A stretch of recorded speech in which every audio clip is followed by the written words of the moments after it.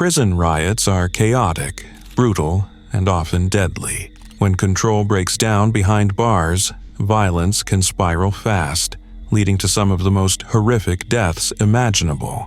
From savage beatings to fiery infernos, these riots left bodies and headlines in their wake. Oh boy, buckle up, because we're diving into one of the wildest, most chaotic, totally not okay prison meltdowns in U.S. history. The 1980 New Mexico State Penitentiary Riot, aka the moment the correctional system threw its hands up and said, "I'm out." Picture this. It's a chilly February weekend in Santa Fe, 1980, and the Penitentiary of New Mexico is basically a pressure cooker of rage, frustration, and very poor life choices. We're talking about a place jam-packed with over 1,100 inmates, many of them stuffed into dormitories like sardines, with zero rehabilitation programs, almost no medical care, and guards who were underpaid, undertrained, and honestly, probably undercaring. So it's no surprise that something was about to snap, and snap it did, harder than a cheap pair of handcuffs. Around 1:40 a.m. on February 2nd, a few inmates decided they'd had enough of the terrible chow and being treated like livestock. They tricked some guards during a late-night head count, jumped them, and boom, within minutes, keys were stolen, control rooms were taken, and just like that, the inmates had the whole joint in their hands. What followed wasn't just a riot. It was a full-blown, apocalyptic, horror movie meets revenge fantasy, minus the popcorn. Inmates went full Mad Max on each other. They broke into cell blocks, especially one called Cell Block 4, which housed the snitches, ex-cops, and folks who didn't exactly make friends in prison. Once the mob got in, it was lights out for a lot of guys. 33 inmates ended up dead, and we're not talking about quiet, peaceful goodbyes. This was gruesome, medieval-level stuff. We're talking torture, dismemberment, and just plain nightmarish violence. It got so intense that some inmates were literally begging guards to save them, and guards, some of whom had been taken hostage, were powerless to stop it. Oh yeah, did I mention the guards? About 12 of them were taken hostage in the early chaos, some beaten, some humiliated, and a few narrowly escaping death thanks to inmates who surprisingly decided to play hero. Not all prisoners were part of the madness. Some actually hid, others tried to help the wounded, and a few even risked their lives to protect staff. So, while the riot was chaos, there were flashes of humanity, buried deep in all that mayhem. Now, how did this whole nightmare end? Well, after 36 hours, yes, 36 hours of non-stop violence, destruction, and probably the worst-smelling facility in America, state police and the National Guard rolled in, gas masks and all. The inmates were exhausted. The prison was wrecked beyond recognition, and the riot eventually fizzled out. But the aftermath, yikes. The facility looked like a war zone. Walls were blackened by fires, furniture was smashed, files were torched, and blood was kind of everywhere. Investigators walked in and probably thought, yeah, we broke prison. The riot exposed just how broken the prison system was in New Mexico. Overcrowded, underfunded, mismanaged, and running on fumes. The government couldn't sweep this one under the rug. Reforms followed, reports were written, heads rolled, and the riot became a grim lesson in what happens when you ignore a boiling pot until it explodes in your face. So next time you think your workplace is chaotic, just remember, at least your coworkers aren't literally trying to eat each other. The 1980 New Mexico State Penitentiary Riot, where everything that could go wrong absolutely did, and then somehow got even worse.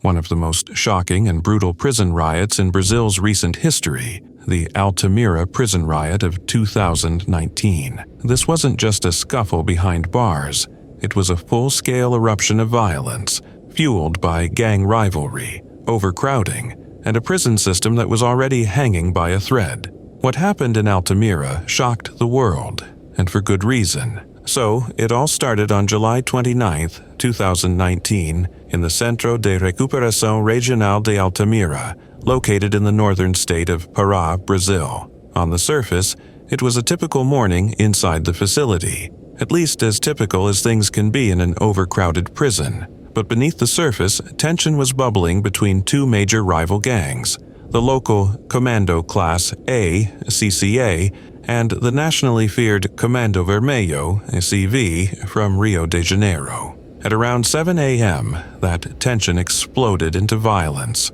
Members of the CCA launched a surprise attack on CV members, catching them off guard. But this wasn't just fists and threats. The attackers locked a group of CV members in a section of the prison and set it on fire. Flames tore through the makeshift cell blocks, many of which were modified shipping containers, and smoke filled the air. The heat was intense and the fire quickly spread out of control. The result? Absolute horror. 57 inmates died inside the prison, many due to smoke inhalation, but at least 16 were brutally decapitated. That level of violence is hard to even imagine. The aftermath was worse. 4 more inmates died during transportation to other facilities, bringing the final death toll to 62. The riot wasn't just deadly, it was savage. Prison staff were powerless to stop it. There were only 33 guards overseeing more than 340 inmates that day, more than double the prison's intended capacity of 163. 2 staff members were briefly taken hostage during the chaos but were later released.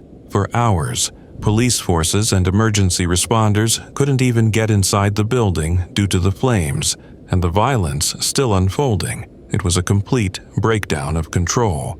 This riot didn't come out of nowhere. It was the product of years of neglect, systemic overcrowding, poor infrastructure, and unchecked gang influence within Brazil's prisons.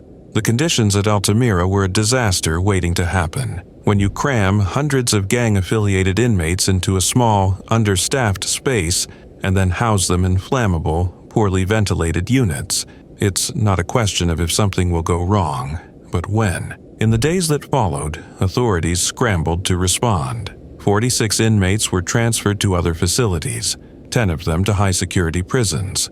Officials promised to review prison conditions and address gang-related violence, but for many critics it was too little, too late. This riot wasn't the first, and sadly, it wasn't the last. Brazil's prison system has long struggled with violence, overcrowding, and corruption. The Attica Massacre forced the world to take a hard look at what was happening behind closed doors. It became a symbol, not just of a failed facility, but of a failed system. And until those root causes are addressed, incidents like this will continue to happen. So, while it's easy to see this as just another headline from a faraway place, the Altamira riot is a harsh reminder of what can happen when broken systems are ignored. It's not just a story about criminals behind bars.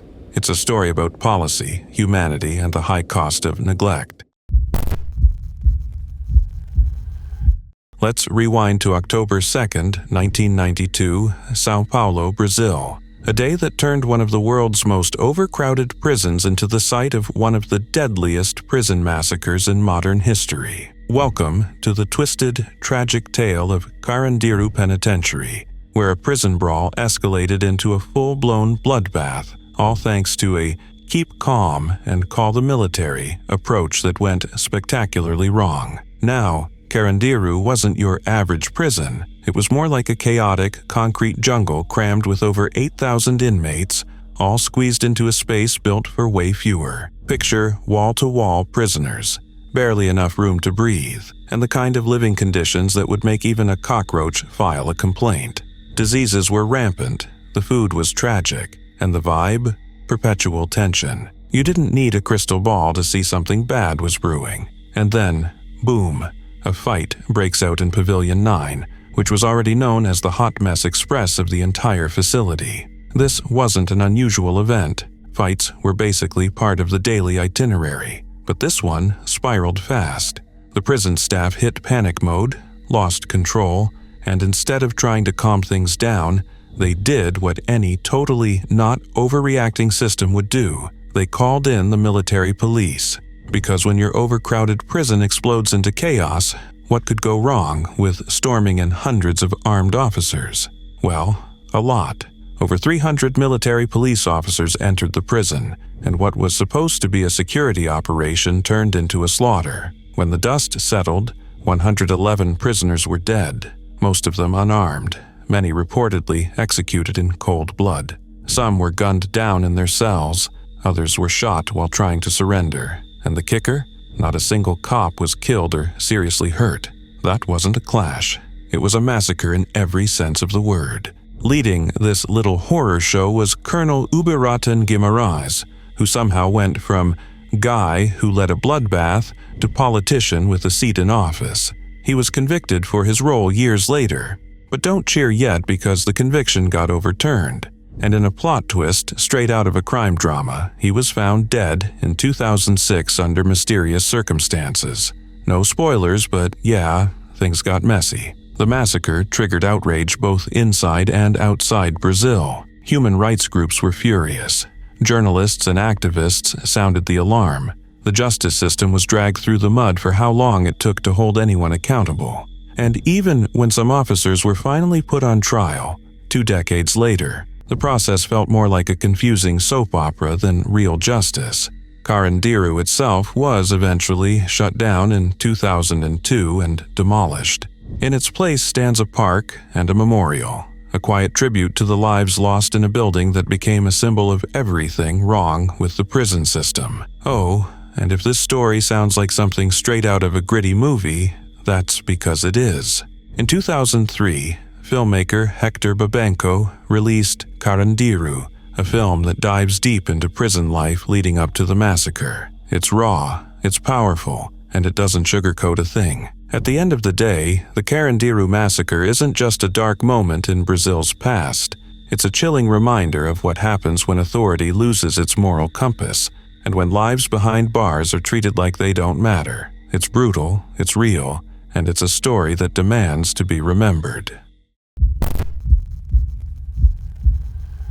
Let's rewind to 1971, to a small town in upstate New York where something explosive was brewing inside the walls of Attica Correctional Facility. Overcrowded, under-resourced, and racially divided, the prison had become a pressure cooker. Inmates were living under harsh conditions, only 1 shower a week, barely any medical care, censored mail, and a diet that could have made cardboard look appetizing. More than half the prison population was Black or Latino, but almost all the guards were white, and racism was practically baked into the system. Tensions had been simmering for years, and on September 9th, the lid finally blew off. It started with a scuffle between inmates and guards, but what followed was far more than just a fight.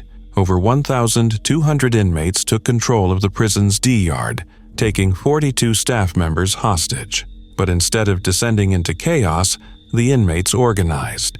They issued a clear and powerful list of 27 demands, calling for basic human rights: decent food, health care, education, fair treatment, and amnesty for the uprising. They weren't asking for luxury, they were asking for dignity. For 4 tense days, the prison yard turned into a political stage. The inmates brought in observers, activists, journalists, even public figures like civil rights attorney William Kunstler and Black Panther leader Bobby Seale to help with negotiations. Their message was firm, but peaceful. They were determined to be heard. But outside the walls, Governor Nelson Rockefeller refused to meet the inmates face-to-face, despite public pressure. And on the morning of September 13th, without warning, he gave the green light for a violent retake. In came hundreds of heavily armed state troopers, correction officers, and sheriff's deputies. Tear gas rained down. Guns opened fire. Chaos erupted. In just 15 minutes, 39 people were killed, 29 inmates and 10 hostages. And here's the chilling truth. Every single hostage was killed by law enforcement gunfire, not by the inmates. Despite this, officials initially claimed the prisoners had murdered the hostages, an outright lie that was quickly exposed by autopsies. The public was outraged. What followed was a storm of lawsuits, investigations, and long overdue scrutiny of the U.S. prison system. The Attica Uprising became a defining moment, a symbol of resistance against inhumane treatment behind bars, and a stark reminder of how quickly justice can unravel when fear takes over. The prisoners had tried to negotiate. They had asked to be heard. Instead, their cries were met with bullets. Decades later, Attica is still more than just the name of a prison. It's a powerful warning, a call to remember what happens when systems fail and voices are ignored. It forced the nation to confront ugly truths about racism, inequality, and brutality in places most people never see. And while some reforms did come in its wake, many of the same issues, overcrowding, neglect, abuse, still linger in prisons across the country. One of the darkest, most disturbing events in Sri Lanka's modern history, a massacre that didn't happen in a war zone, but behind the high walls of a prison. This is the story of the Wayada Prison Massacre, a brutal and haunting episode that unfolded during the chaos of Black July 1983, when the country was gripped by deadly ethnic violence and lawlessness. In July 1983, Sri Lanka was a nation on edge. Tensions between the Sinhalese majority and the Tamil minority had been simmering for years, with political mistrust, social discrimination, and rising militancy all fueling the fire. When 13 Sinhalese soldiers were killed by the Tamil Tigers in an ambush in the north, the reaction was swift and violent. Riots exploded across the country in what became known as Black July. Tamil homes, shops, and lives were destroyed by Sinhalese mobs in broad daylight, while authorities either turned a blind eye or failed to intervene. The country was on fire, both literally and figuratively. Amid this chaos stood Wayada Prison in Colombo, one of the largest and most secure prison facilities in the country. Inside its walls were Tamil political prisoners and suspected militants, many of whom had been detained under emergency laws. They were held in state custody, stripped of their freedom, but still under the protection of the law. That protection, however, was tragically absent when the violence reached inside those prison walls. On July 25, 1983, the first massacre occurred. A group of Sinhalese inmates, somehow armed with weapons, launched a brutal and coordinated attack on the Tamil prisoners. What followed was a horrifying bloodbath. 35 Tamil inmates were killed, hacked and beaten to death in what should have been a controlled and secure environment. The guards, whose job was to maintain order and safety, either failed to act or disappeared altogether. Locked doors were inexplicably left open. Weapons that shouldn't have existed in a prison were suddenly in the hands of attackers, and the violence unfolded with disturbing ease. After this massacre, authorities promised tighter security. Extra guards were assigned. Everyone expected the worst to be over. But just 2 days later, on July 27th, the violence returned with horrifying familiarity. Another 18 Tamil prisoners were killed in a second wave of attacks. That brought the total death toll to 53. These were not spontaneous outbursts of violence. They were targeted killings, carried out with shocking coordination and apparent complicity. Despite the scale of the atrocity, accountability never followed. No prison officials faced meaningful consequences. No thorough investigation was made public. The story faded into the background, buried beneath layers of bureaucracy and political silence. The massacre became a symbol, not just of racial hatred, but of the utter breakdown of justice and institutional responsibility. The Wayada Prison Massacre didn't happen in some remote jungle or in the fog of war. It happened in the heart of the capital, under the nose of the state, inside a prison where every movement was supposed to be monitored. The fact that such a tragedy could occur in such a setting spoke volumes about the environment of the time, one where fear, racism, and violence had replaced order and accountability. For the families of the victims, there was no closure, no justice, no one to answer for what happened.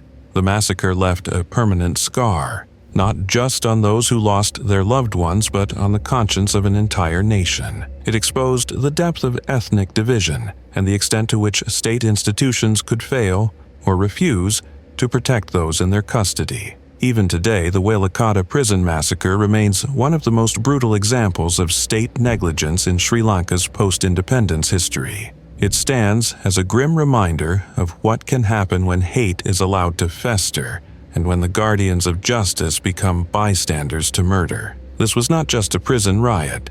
It was an organized massacre that reflected the darkest impulses of a society in collapse. The names of the 53 Tamil prisoners may not be widely known, but their story deserves to be told, not as a forgotten tragedy but as a warning, a lesson, and a call to never let history repeat itself.